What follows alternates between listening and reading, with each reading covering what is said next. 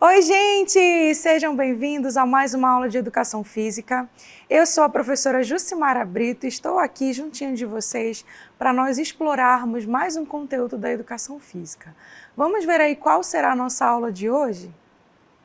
Muito bem, é a nossa aula 9, é a nossa aula de revisão e avaliação. Vamos então à nossa aula?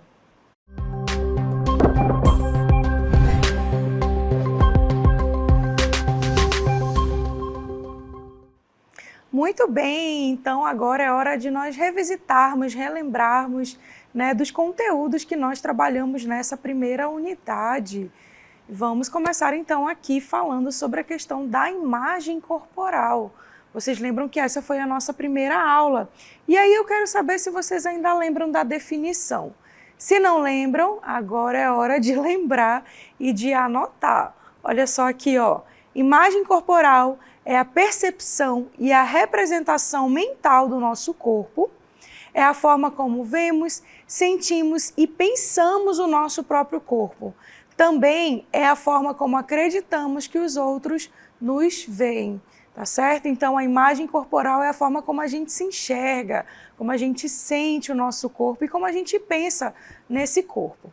E como é que essa imagem corporal ela é formada? Será que é do dia para a noite ou tem aspectos ali envolvidos nessa formação? É claro que tem esses aspectos. Vamos relembrar quais são? Então, observem aqui, ó. Para a formação da nossa imagem corporal, nós contamos com vários fatores, com vários aspectos. E aí nós temos os aspectos afetivos, cognitivos, motores e socioculturais. E eu quero comentar um pouquinho cada um deles com vocês. Vamos relembrar, então, primeiramente, os aspectos afetivos, que é o que a gente sente quando a gente observa o nosso corpo. Está ligado aí com as nossas emoções, é o que a gente sente quando a gente se olha no espelho. Será que a gente tem uma sensação, um sentimento bom ou um sentimento ruim, um sentimento negativo? Tá? Então, está ligado à forma como a gente se enxerga. Os aspectos cognitivos é como a gente pensa nesse corpo, Estou olhando ali, estou pensando, podia melhorar, não podia melhorar aqui, podia melhorar ali. Então, é como a gente pensa esse nosso corpo. A questão dos aspectos motores está ligado ao quê? Aos movimentos, A como nós estamos vendo aquele movimento acontecer. A partir do momento que a gente vai se desenvolvendo, a gente vai percebendo novos movimentos do nosso corpo, Novos movimentos musculares. E isso ajuda também a gente formar a nossa imagem corporal. E tem um aspecto ali que é o sociocultural, que está mais relacionado ao que está ao nosso redor, o nosso ambiente, É o que a sociedade prega, é o que está sendo taxado como bonito ou não. Então, esses aspectos socioculturais, eles pesam e muito, principalmente para nós mulheres. E é falando nesse aspecto sociocultural que nós vamos prosseguir relembrando os fatores externos que contribuem na formação da nossa imagem corporal. Então, observem aí. Muitos são os fatores, vocês viram, Mas nós temos aí esses fatores externos que estão inteiramente ligados com essa questão da formação da nossa imagem corporal. Então, família, amigos, conhecidos, professores, são pessoas que têm uma grande influência aí na nossa imagem corporal, porque a gente vai se guiando pelo que eles falam, Mas tem outros fatores também, como a questão das redes sociais, que hoje está no auge, O que a gente mais vê são adolescentes, são mulheres, homens também, olhando ali as redes sociais e tentando comparar a sua vida, o seu jeito, o seu corpo, o seu dia a dia. E a gente já sabe que isso não é bom, Além disso, nós temos os meios de comunicação, que também são fatores externos que contribuem de forma positiva ou negativa, para a formação da nossa imagem corporal. E aí, como meios de comunicação, nós temos os jornais, as revistas, televisão, telefone, computador, celular, internet e dentre outros, tá? E todos esses fatores externos, eles têm um impacto sobre a forma como a gente se vê e sente, quanto à nossa aparência também. E aí eu coloquei uma imagem de uma capa de revista, que é justamente para a gente comentar, né, de como o que as revistas vendem, as redes sociais vendem, elas acabam nos enganando. A gente sabe que existe aí uma manipulação em algumas imagens para que as mulheres ou as pessoas que estão nessas capas de revistas, elas fiquem perfeitas aos nossos olhos. E aí a gente falou um pouquinho sobre essa questão do corpo perfeito e do corpo real. Nosso corpo, ele é perfeito, porque ele funciona de maneira perfeita. Mas, de acordo com alguns estudiosos, o corpo perfeito que as pessoas veem hoje é aquele corpo que é totalmente manipulado, né? Onde tem mudanças em vários aspectos, no tamanho, no formato e assim por diante, né? E o corpo real é aquele que não tem nenhuma modificação tão aparente, certo? E é falando nessas capas de revista que eu quero que vocês observem novamente essas duas personagens que eu vou apresentar para vocês também relembrarem e visualizarem a questão do Photoshop de uma imagem para outra ou dessa imagem para essa. A gente sabe que pode ocorrer as duas formas, né? Pode ser que a pessoa seja longilínea, seja sequinha, magrinha e ela se torne uma pessoa mais musculosa. Ou pode ser que a pessoa seja mais musculosa, né? Um pouco mais corpulenta, que tenha mais corpo e ali com a ajuda do Photoshop a pessoa se torna uma pessoa mais sequinha, mais longilínea. Então a gente tem que ter uma percepção bem aguçada quanto a essa questão da manipulação nas imagens que nós estamos vendo, né? Seja nas capas de revista ou nos meios de comunicação, como as redes sociais. A gente precisa tomar bastante cuidado, sempre lembrando que o nosso corpo é perfeito e a gente tem que amar cada partezinha desse corpo, porque ele faz parte do quê? Da nossa história, certo? E falando ainda sobre essa questão das mídias, das redes sociais, vamos relembrar quais são os impactos negativos, né, que esses meios podem oferecer quando a gente está buscando aí o corpo perfeito. Vamos lá? Primeiro, quando a gente começa a comparar muito o nosso corpo com o de outra pessoa, a gente acaba tendo aí uma pressão psicológica tremenda que pode causar a ansiedade e a depressão. Logo em seguida, se você continuar ali nessa busca intensa pelo corpo perfeito, você pode desenvolver transtornos alimentares e também a baixa autoestima. Outro é a distorção da imagem corporal, que a gente chama de dismorfia corporal, que nós vimos, né? Que é quando a pessoa tem ali um pequeno defeito, mas ela transforma naquilo grandioso, né? Como se não tivesse jeito, só através da cirurgia. Então a gente pode dizer que a pessoa tem uma distorção da própria imagem, né? Outro ponto negativo é a saúde física prejudicada pelas dietas restritivas, exercícios e procedimentos estéticos em excesso. Então, bastante cuidado. É claro que a gente precisa cuidar do nosso corpo, né? Nosso corpo é o nosso templo. Então, a gente precisa, sim, ter uma boa alimentação, fazer exercícios físicos, mas quando isso ultrapassa, ou seja, fica em excesso na nossa vida, a gente tem que tomar um certo cuidado. E é aí que eu venho trazendo para vocês novamente as dicas para a gente ter uma relação saudável com o nosso corpo. Vamos lá? Então, primeiro, respeite seu corpo, evite comparações destrutivas e foque no seu bem-estar mental. Alimente-se bem, evite restrições extremas e ouça as necessidades do seu corpo. Isso é importante, viu? Exercite-se, escolha atividades que você realmente goste e que te façam sentir bem. Evite exercícios punitivos. Não é porque você comeu bastante hoje que amanhã você vai ficar 3 horas fazendo aí esteira ou caminhando, tá? Bastante cuidado. Outro ponto, outra dica é cultive o amor próprio, aceite seu corpo como ele é, pratique o autocuidado e a autoaceitação. E como última dica, liberte-se das pressões sociais e rejeite os padrões irreais. Muito bem, prosseguindo a nossa aula, vamos agora para um outro momento de revisão, que é sobre a presença feminina no mundo esportivo. E aí eu quero que vocês olhem novamente aqui todas as imagens. Eu trouxe para vocês grandes mulheres que fizeram e fazem história dentro do mundo esportivo. Nós temos aí a Rebeca Andrade, a Rafaela Silva, a Marta, né? Trouxe para vocês também duas atletas amazonenses que têm um futuro promissor dentro do badminton. Trouxe para vocês a Carolina Santiago, que é uma paratleta, né, de alto rendimento. Trouxe aí para vocês a Serena Williams também, que tem uma história lindíssima dentro do mundo esportivo. E cada uma delas vem contribuindo cada vez mais para que as mulheres adentrem e permaneçam dentro do mundo esportivo. E eu quero mostrar para vocês, né, para a gente relembrar a importância das mulheres no mundo do esporte. Então observem aí.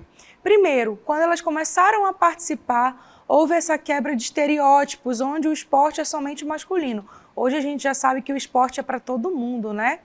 Elas também tiveram grandes conquistas históricas, incentivando e impulsionando a participação das mulheres nos esportes. Outro ponto muito importante, elas mostram aí que lutam contra a discriminação e desigualdade no mundo esportivo. Elas também têm visibilidade e reconhecimento de suas habilidades, força e resiliência. Elas inspiram e servem como combustível para outras mulheres alcançarem os seus sonhos. Abre um leque aí para o empreendedorismo e criação de negócios que promovem as mulheres, o acesso igualitário ao esporte. E também tem a questão aí das conquistas de espaços e posições de destaques, como treinadoras, diretoras técnicas, árbitras, dirigentes e membros de comitês olímpicos e federações esportivas. Isso daí só são alguns pontos da importância da mulher dentro do mundo esportivo, certo? Prosseguindo, vamos aí relembrar o nosso próximo conteúdo, que foi a respeito das práticas corporais de aventura. Vocês lembram o que é? Observem aí. São um conjunto de atividades que envolvem desafios, exploração e interação com o meio ambiente, seja ele natural ou urbano, e eles têm como objetivo proporcionar experiências emocionantes, bem como lidar com riscos e perigos advindos da imprevisibilidade. E aí, falando dessa questão do natural e do urbano, eu quero apresentar para vocês as práticas corporais de aventura no meio urbano, que são aquelas práticas que vão explorar a paisagem de cimento. E elas surgiram a partir do quê? Da adaptação das atividades que já eram realizadas no meio natural, ou seja, na natureza, para o meio urbano. E eu quero mostrar aqui novamente para vocês as nossas modalidades. A primeira que eu venho mostrando aqui é o ciclismo, que pode ser feito tanto no meio natural quanto no meio urbano, serve como transporte, né? E é uma atividade bem prazerosa. O outro que eu apresentei para vocês foi o slackline, que também é muito interessante. Nós temos aí uma fita, né, que é fincada em dois pontos fixos e a pessoa tem que se equilibrar e passar de um lado para o outro, e existem várias modalidades. Próximo que eu apresentei para vocês é o mais conhecido, é o skate. Em todo o cantinho do mundo, né, do nosso país, das nossas cidades, a gente observa as pessoas andando de skate, que também é uma experiência muito bacana. E quais são os benefícios de se praticar essas atividades no meio urbano? Observem aí. Primeiro, relaxamento e quebra de rotina, melhora da saúde física e mental, desenvolvimento e aperfeiçoamento das habilidades motoras, apreciação do espaço urbano de uma forma criativa e dinâmica, conscientização sobre questões ambientais e práticas sustentáveis de cuidado com o meio ambiente na cidade. Então é muito importante, né, praticar. Prosseguindo, eu quero apresentar para vocês as práticas corporais de aventura na natureza, que são aquelas atividades praticadas em ambientes naturais e com toda a influência da natureza e suas variáveis, como temperatura, vento e chuva. E eu trouxe também algumas modalidades para vocês. Vamos ver aqui novamente? Então, o primeiro que eu trouxe foi o arvorismo, que eu estou com muita vontade de experimentar, espero que vocês também. A gente tem aqui, ó, plataformas montadas nas copas das árvores, né? E nós temos uns percursos aí para fazer. Então, as pessoas que querem praticar o arvorismo, elas vão passar aí por esse momento de adrenalina. E eu tenho certeza que vale a pena, porque tem todo o ambiente aí da natureza. Outro que eu trouxe para apresentar para vocês é a hidrobike, também parece bem interessante. Nós temos aí uma espécie de 2 canoas e logo em cima nós temos uma bike, que a partir do momento que a pessoa vai pedalando, essas canoas elas vão deslizando, né, essas pequenas canoas. Também é uma atividade que vale a pena experimentar. Próxima que eu trouxe para vocês foi o rapel. O rapel, além de ser uma atividade de aventura, né, uma prática corporal de aventura, ela é utilizada também como meio de salvamento, né, bem interessante. Então, o rapel é uma prática corporal de aventura que também vale a pena experimentar. Uma outra prática de aventura que eu mostrei para vocês foi o stand-up paddle, mais conhecido como SUP. O stand-up paddle é bem interessante também. Vocês podem visualizar aí que nós temos uma espécie de prancha, né, com um remo. Então, com a ajuda desse remo, o nosso praticante ele vai se mover e deslizar sobre as águas. Bem interessante. E o próximo que eu apresentei para vocês foi o wake. Inclusive, né, vocês descobriram que nós temos aqui um grande atleta amazonense, que é o Jair, né, o Jajá do wake, certo? Então, o wake é preciso o quê? Uma espécie de uma pequena prancha, né, com 2 botas que estão ali coladas, acopladas, que serve aí de segurança também para o praticante, onde ele segura um manete que está ligado por uma corda, um fio, até o barco, a embarcação que vai guiar aí este atleta, certo? E por que é importante, professora? Por que é interessante praticar essas atividades? Observem aí. Conexão intensa com a natureza, redução dos sintomas de ansiedade e estresse, desenvolvimento e aperfeiçoamento das habilidades físicas, como coordenação, equilíbrio, força, consciência ambiental e respeito à natureza. Além disso, nós vamos ter aí a melhora da saúde física, mental e emocional. Então, é importante praticar. É mais uma forma de você movimentar o seu corpo, né? Então, usufruam de tudo que a educação física, as atividades proporcionam a vocês. Prosseguindo, vamos aí relembrar o nosso próximo conteúdo, que foi a respeito dos eventos esportivos. Vamos lá? Então, o primeiro evento que eu mostrei para vocês foram os Jogos Olímpicos de Verão, mais conhecido como Olimpíadas. É o maior evento esportivo de todos os tempos, onde a gente reúne atletas de várias nacionalidades. É uma celebração da cultura, né, por meio do esporte. É um dos eventos que já a gente vai poder acompanhar, tem várias modalidades e nós temos grandes atletas competindo nos Jogos Olímpicos de Verão. E logo em seguida eu apresentei um para vocês que acontece em paralelo aos Jogos Olímpicos, que são as Paralimpíadas, que é o maior evento esportivo de alto rendimento para pessoas com deficiências, né, com deficiências variadas. E nós também temos aí grandes atletas nos representando nas Paralimpíadas. Outro evento que eu apresentei para vocês foram os Jogos Olímpicos de Inverno, que talvez vocês não tivessem conhecimento, mas agora conhecem, já sabem que é um evento onde nós vamos ali disputar esportes na neve, deslizantes ou no gelo. Vocês puderam conhecer aí o curling, patinação artística, dentre outros. Também é um evento que vale a pena conferir e acompanhar.